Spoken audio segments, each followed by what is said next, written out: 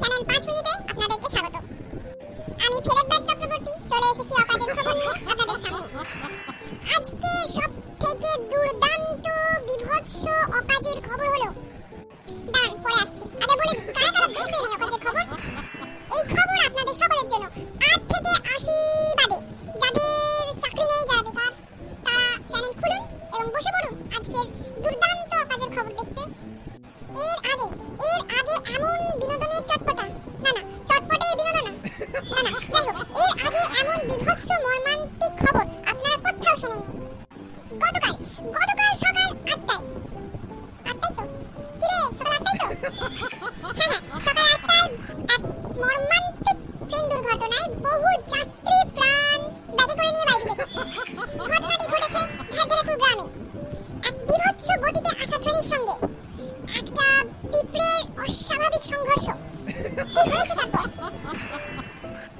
আসুন জেনে নিই আমাদের সাংবাদিক বন্ধুর কাছ থেকে। নেপা, কি মনে হচ্ছে তোমার ঘটনাস্থলে গিয়ে? ঘটনাটি কি সত্যি সম্পূর্ণ কাকতালীয়, নাকি ওই ক্ষুদ্র পিঁপড়েটির সম্পূর্ণ চক্রান্ত?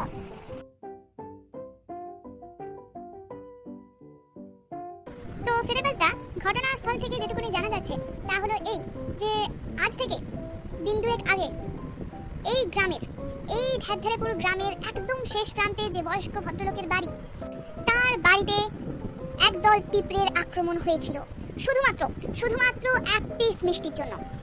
তো তাদের মধ্যে দুজনকে সেই বয়স্ক ভদ্রলোক লক্ষণগণ্ডি দিয়ে নির্মমভাবে হত্যা চালায় এবং এই ঘটনাটি তারই ফলস্বরূপ বাকি পিঁপড়েদের সম্পূর্ণ ষড়যন্ত্র বলে গণ্য করা হচ্ছে।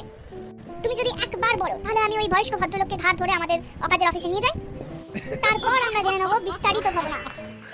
নমস্কার দর্শক, আবার চলে এসেছি আমরা চ্যানেল 5 মিনিটে অকাজের খবর নিয়ে। তো আজকে আমরা দেখব, বিস্তারিতভাবে জানবো যে সেই দিন কি অ্যাকচুয়াল ঘটনা ঘটেছিল। ঘটনা পরে জানবে, আগে ওর নামে অ্যারেস্ট ওয়ারেন্ট আছে, ওনাকে আমাদেরকে অ্যারেস্ট করতে হবে। মরণ দশা, অ্যারেস্ট কি জন্য লো? থানায় পড়ে যাবে, আগে এখানে ইন্টারভিউটা দিই। বেশিক্ষণ সময় যেন না লাগে। চ্যানেল যখন 5 মিনিট, তখন 5 মিনিটই যেন ইন্টারভিউ হয়ে যায়। বাপের কথা নাকি এখানে ইন্টারভিউ দিতে এসেছে? আগে আমরা দেখেছি, ধরেছি কেন আগে? হ্যাঁ, আপনি বলুন সেদিন এক্স্যাক্টলি কি ঘটেছিল? আসলে সেই দিন আমি একটু মিষ্টি খেতে মন হয়েছিল বলে মিষ্টি আনিয়েছিলাম। বুঝতে পারিনি এত পিঁপড়ে চলে আসবে, আর ঠিক সেই সময় ঘটলো ঘটনাটা।